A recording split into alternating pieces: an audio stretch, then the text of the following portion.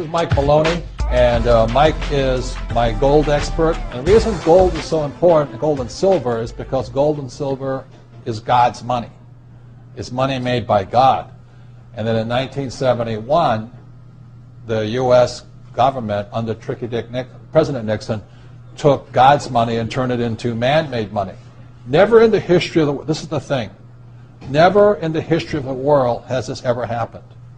In 1971, the U.S. and Nixon convinced the entire world to replace gold and silver with paper money. This stuff. Cash is trash. So the reason we have so much volatility in the world today is historically, since the time of the Romans and the Greeks and the French and the English and the Germans, every time they have taken God's money, like silver here, and replaced it with man-made money, there's been economic volatility. Now the problem is, so the dollar is going to keep dropping. So one of the reasons I can predict what's going to happen is I can predict the dollar will keep dropping simply because the U.S. government and now the euro, the European central banks, are printing so much of this trash. So you'll see gold going up in price, oil going up in price, real estate going up in price, because this is trash. So that's what happened in 1971, has happened throughout history.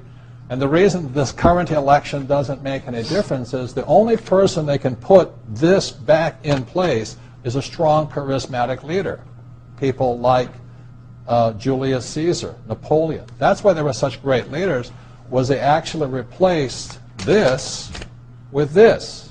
Unfortunately, we do not have that person among the candidates. I know Ron Paul, philosophically, I agree with him as closely as possible, but unfortunately I don't think Ron Paul has the chutzpah, as my Jewish friends would say, to change this whole thing. So there will be more this printed than ever before, which means the dollar keeps coming down and other things keep going up. And that's really what's going to happen.